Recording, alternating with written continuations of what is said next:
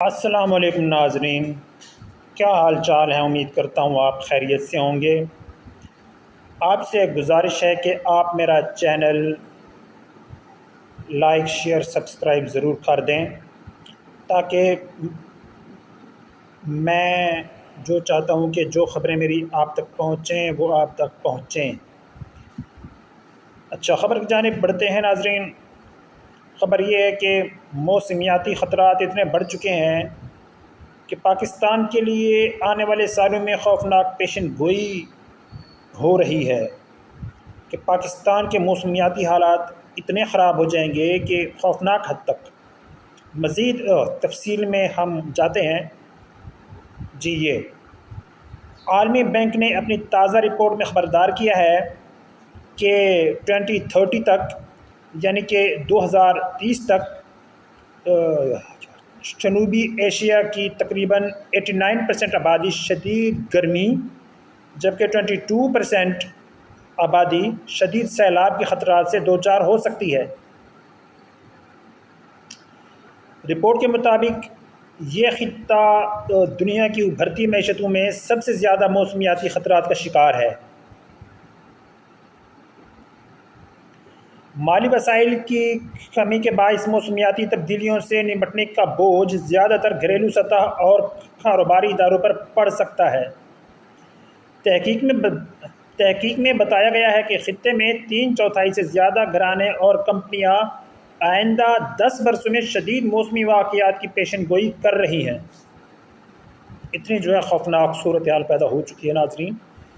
اچھا، ان میں سے تقریباً 80% گھرانے اور 63% کاروباری ادارے پہلے ہی کچھ بنیادی اور کم لاگت والے حفاظتی اقدامات کر چکے ہیں، مگر جدید ٹیکنالوجی اور ڈھانچے کی سہولت ان کے پاس محدود ہے۔ رپورٹ کے مطابق اگر معلومات، مالیاتی وسائل اور ٹیکنالوجی تک رسائی بہتر بنا دی جائے تو نجی شعبہ بڑھتے درجہ حرارت کے اثرات کو تقریباً 1/3 تک کم کر سکتا ہے۔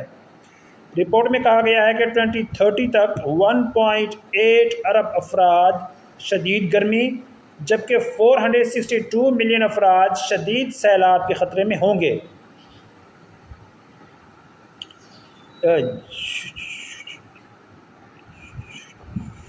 ان میں سب سے زیادہ اثرات دیہی اور زرعی آبادی پر مرتب ہوں گے۔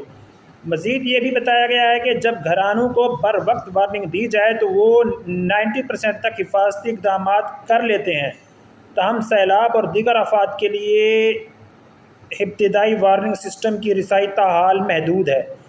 رپورٹ کے مطابق بڑھتے درجہ حرارت، پانی کی کمی اور غیر یقینی بارشوں کی وجہ سے جنوبی ایشیا کی زرعی پیداوار میں 2050 تک 7.5% تک کمی آ سکتی ہے۔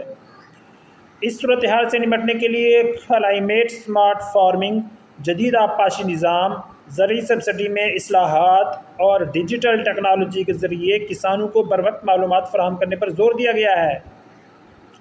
مزید برآں، شہروں میں ماحولیاتی موافقت اور تحفظ کے لیے شہری منصوبہ بندی میں موسمی خطرات کو شامل کرنے، بنیادی ڈھانچے کو مضبوط بنانے اور کمزور طبقوں کے لیے مخصوص پروگرام متعارف کرانے کی سفارش بھی کی گئی ہے۔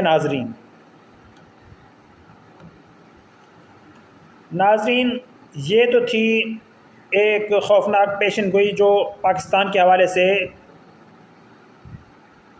مقامی اور بین الاقوامی ادارے کر رہے ہیں۔ اب میں آپ کو خبر دے رہا ہوں بہاولپور کی، جہاں پر سیلاب کی وجہ سے جو جنازہ جو ہے وہ ایک کشتی کے ذریعے قبرستان منتقل کیا گیا ہے۔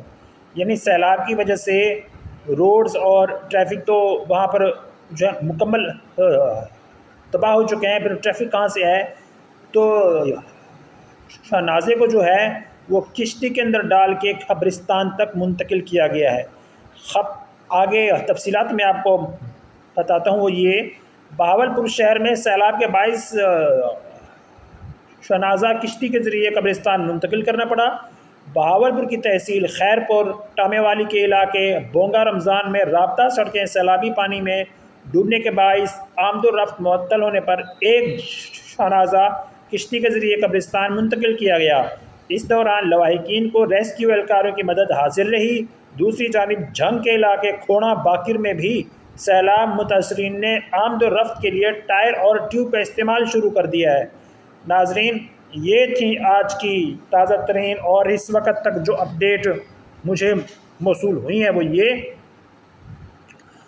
باقی تازہ ترین اپڈیٹ کے لیے آپ میرے چینل کو لائک شیئر سبسکرائب ضرور کریں، اور اگلی ویڈیو میں ملتے ہیں انشاءاللہ۔ دعا میں یاد رکھیں۔ اللہ حافظ۔